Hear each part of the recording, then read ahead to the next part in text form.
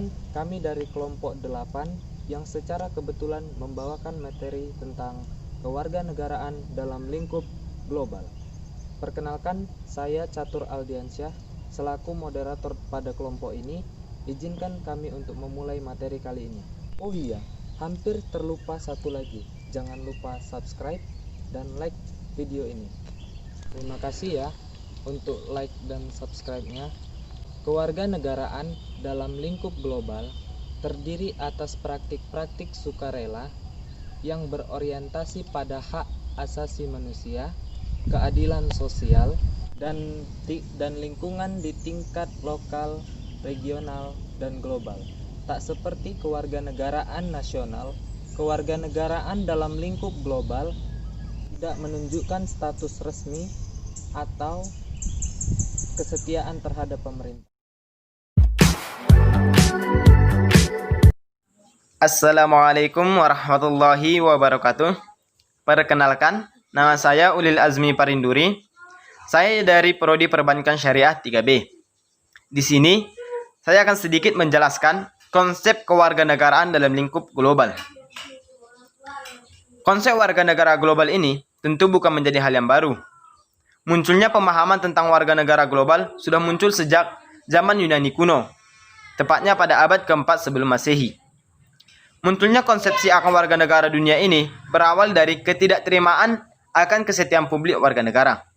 Kemudian, pada tahun 2002, Linklater menyatakan adanya gagasan tersebut menjadi rujukan untuk mengkritisi negara terkait adanya bentuk kedaulatan secara universal.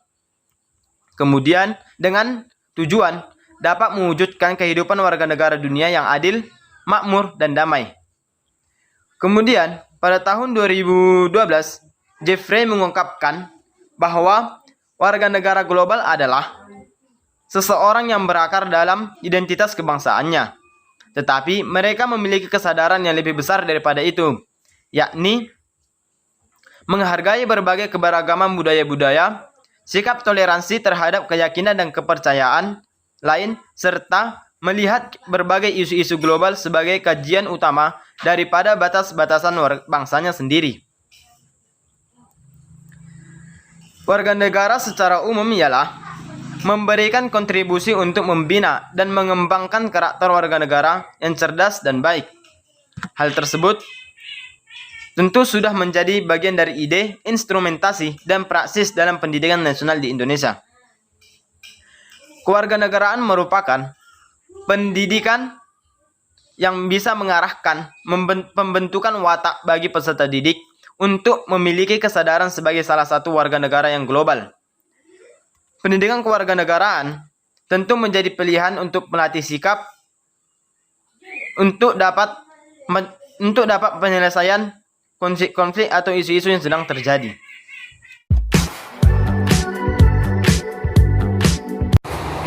Assalamualaikum warahmatullahi wabarakatuh.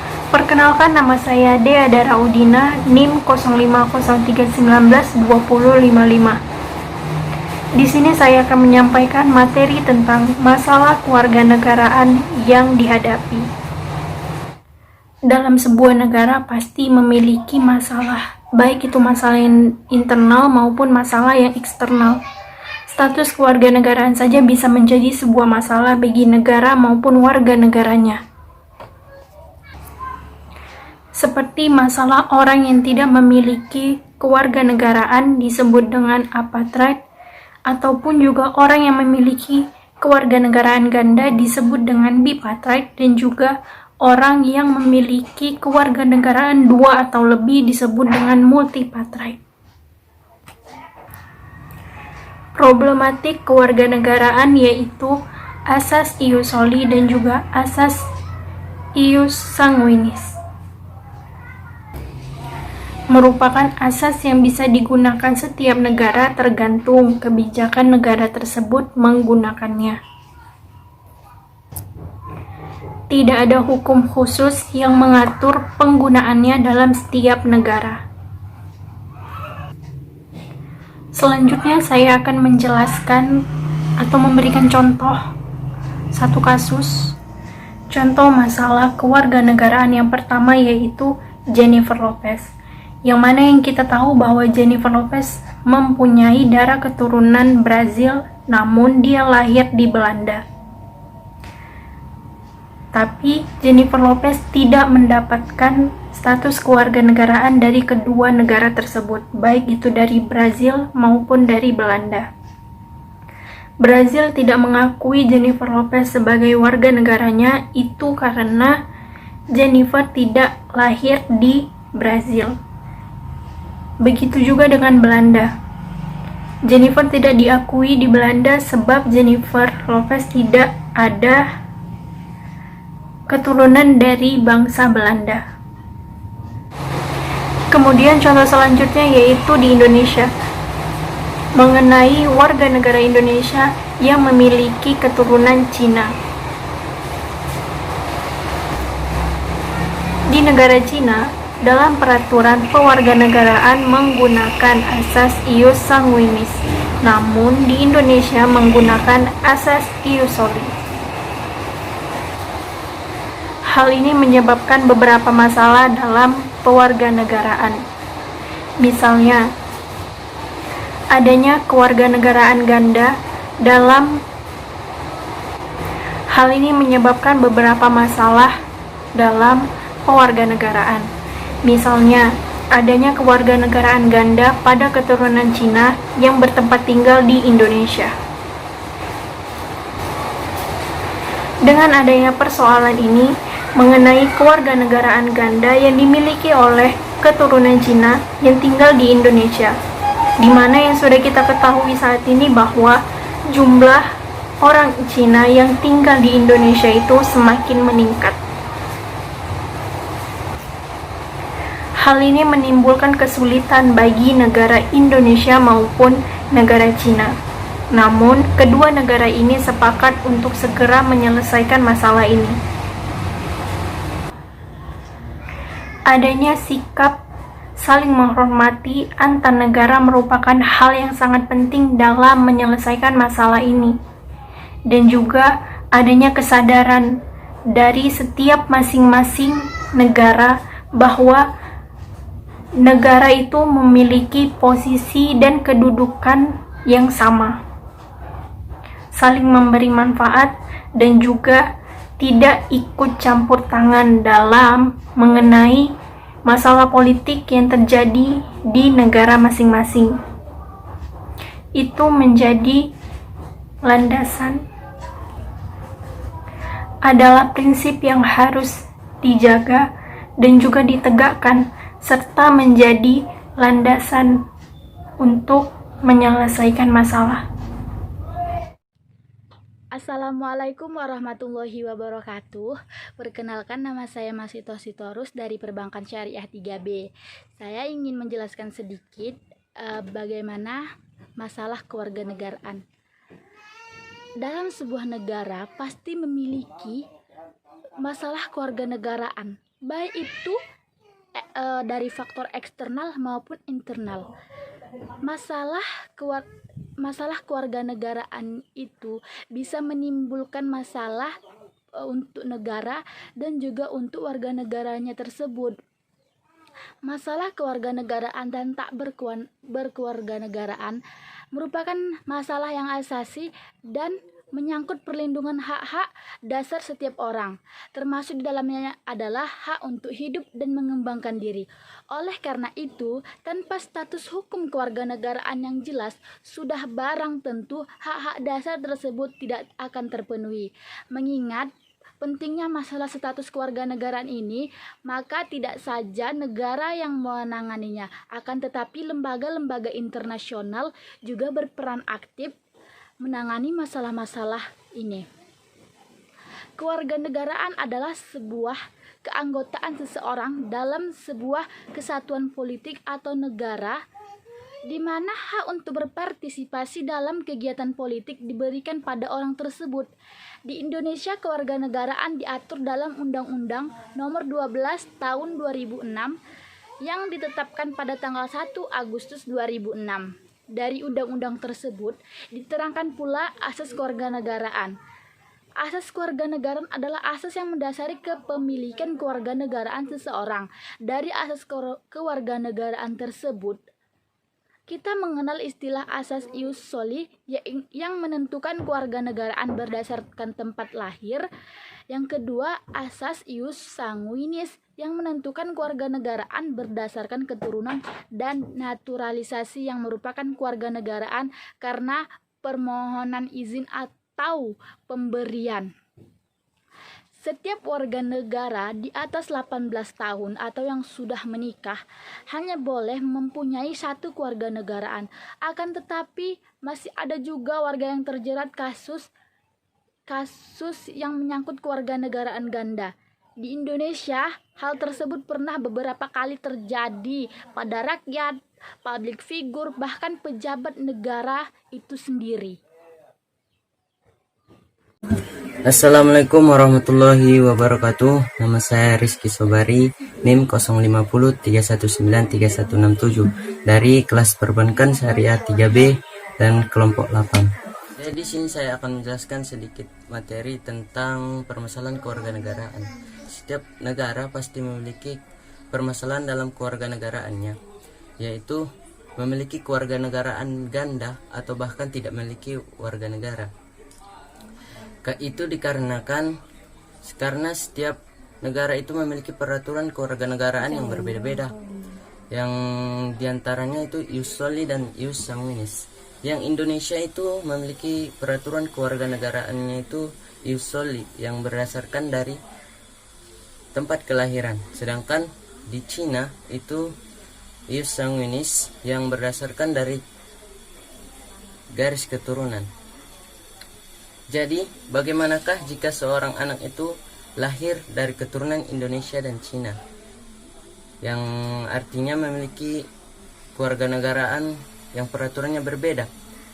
Lantas, di manakah kewarganegaraan anak tersebut? Maka, pada tahun 1958, Indonesia dan Cina sudah memiliki kesepakatan dalam hal ini, yang tertulis dalam Undang-Undang Dasar 1958 nomor 2, yang isinya yaitu setiap warga negara harus memiliki warga negaranya baik Indonesia maupun Cina, dan apabila tidak memilih warga negara dalam kurun waktu 2 tahun, maka akan berlaku yang pertama, dia akan menjadi warga negara Indonesia apabila ayahnya berkewarganegaraan Indonesia, dan dia akan menjadi kewarganegaraan Cina apabila ayahnya kewarganegaraan Cina. Sekian, terima kasih. Assalamualaikum warahmatullahi wabarakatuh. Nama saya Aswan Nawal Harap dari Prodi Perbankan Syariah 3B. Kali ini saya akan menjelaskan materi tentang masalah kewarganegaraan. Pendidikan kewarganegaraan diharapkan dapat membentuk kepribadian utama warga negara muda yang cerdas, baik dan dapat diandalkan. Untuk bisa membentuk warga negara global yang cerdas, baik dan dapat diandalkan, maka harus memiliki 2 sifat, yakni sikap yang peduli terhadap kondisi masyarakat dan sikap yang lebih baik.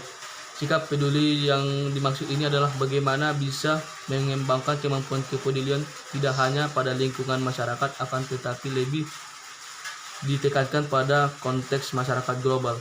Sedangkan sikap untuk bisa melakukan perubahan ini merupakan hal yang harus dilakukan. Harus bisa melakukan perubahan ini merupakan hal yang harus dilakukan dalam menuju kebaikan baik di dalam lingkungan masyarakat, bangsa maupun masyarakat secara global. Karena melalui perubahan ini akan menjadikan tolak ukur majunya perkembangan bangsa dan negara di dunia. Tentu sikap seperti ini dapat dibentuk dengan proses pendidikan dan pembelajaran, khususnya pada mata pelajaran pendidikan kewarganegaraan. Proses pembelajaran pendidikan kewarganegaraan bisa menggunakan berbagai pendekatan, strategi, model, media, dan sumber belajar yang mampu mengajarkan pada peserta didik, khususnya pada taraf kemampuan pengembangan sikap, pengetahuan, dan keterampilan tentang rasa kepedulian antar umat manusia di dunia sebagai salah satu bagian dari warga negara global. Agar pendidikan kewarganegaraan ini mampu membangun warga negara global yang memiliki kemampuan untuk dapat berpartisipasi dalam masyarakat global, maka ada beberapa peran yang bisa dilakukan. saran saya yaitu pembentukan pendidikan kewarganegaraan global tertentu harus dilakukan sejak dini. Namun demikian pada jenjang sekolah menengah atas merupakan bentuk proses pembelajaran ideal untuk menerapkan proses pembelajaran pendidikan kewarganegaraan global, karena pada jenjang sekolah menengah atas peserta didik mampu mengapresiasikan tingkat kemampuan kognitif. Agar pendidikan kewarganegaraan ini mampu membangun warga negara global yang dapat berpartisipasi dalam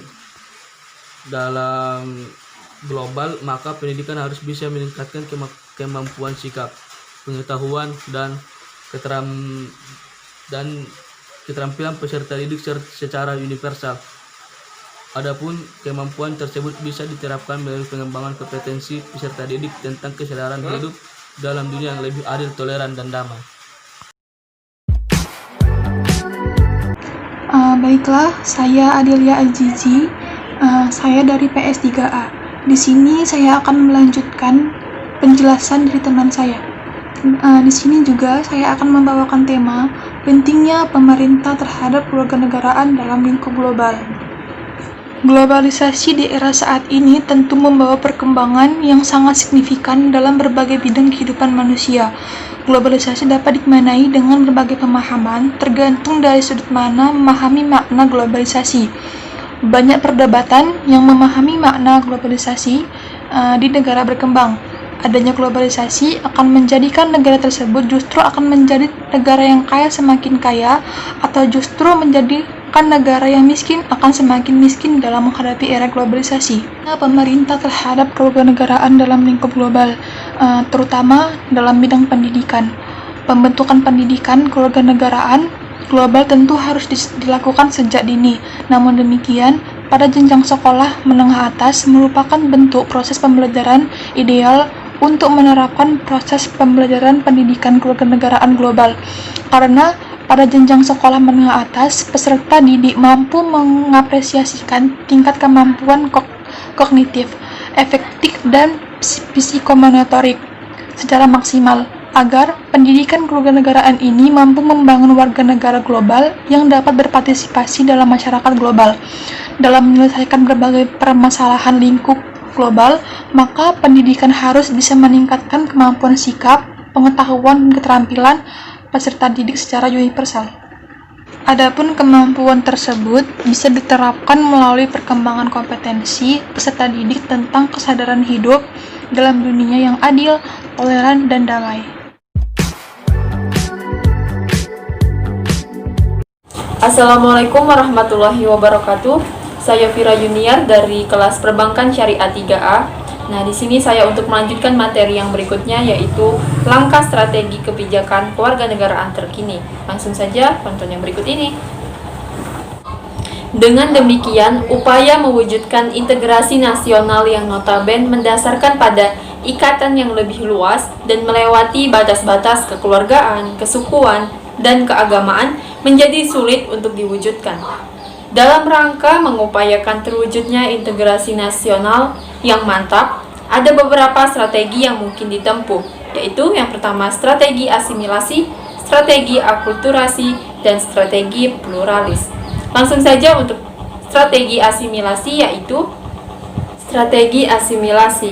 Asimilasi adalah proses pencampuran dua macam kebudayaan atau lebih menjadi satu kebudayaan yang baru, di mana dengan percampuran tersebut, maka masing-masing unsur budaya melebur menjadi satu, sehingga dalam kebudayaan yang baru itu tidak tampak lagi identitas masing-masing budaya pembentuknya. Ketika asimilasi ini menjadi sebuah strategi nasional, berarti bahwa negara mengintegrasikan masyarakatnya dengan mengupayakan agar unsur-unsur budaya yang ada dalam negara itu benar-benar melebur menjadi satu dan tidak lagi menampakkan identitas budaya kelompok itu atau budaya lokal. Dengan strategi yang demikian, tampak bahwa upaya mewujudkan integrasi nasional dilakukan tanpa menghargai unsur-unsur budaya kelompok atau budaya lokal dalam masyarakat negara yang bersangkutan.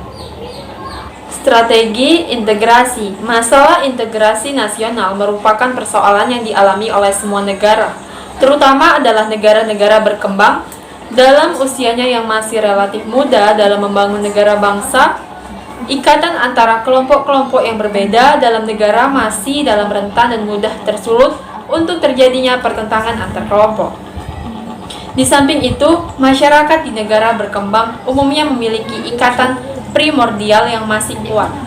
Kuatnya ikatan primordial menjadikan masyarakat lebih terpancang pada ikatan-ikatan primer yang lebih sempit, seperti ikatan keluarga, ikatan kesukuan, ikatan sesama pemeluk agama, dan sebagainya. Yang berikutnya ialah strategi pluralis. Paham pluralis merupakan paham yang menghargai terdapatnya perbedaan dalam masyarakat. Paham pluralis pada prinsipnya mewujudkan integrasi nasional dengan memberi kesempatan pada segala unsur perbedaan yang ada dalam masyarakat untuk hidup dan berkembang.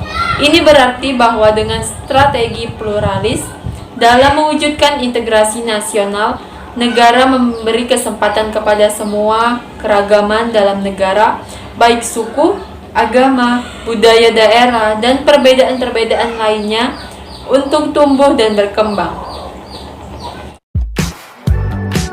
Pada akhirnya, kita sampai di akhir video ini. Kesimpulan yang dapat kami ambil adalah setiap manusia seluruh dunia harus menerapkan nilai-nilai kemanusiaan, di antaranya saling menghargai, menghormati, baik apapun agama, etnis, suku, dan lain sebagainya.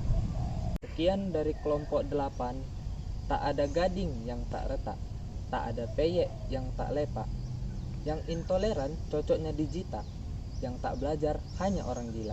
Semoga bermanfaat. Kami dari kelompok 8 mengucapkan terima kasih. Assalamualaikum warahmatullahi wabarakatuh. I think I'm losing my mind, trying to stay inside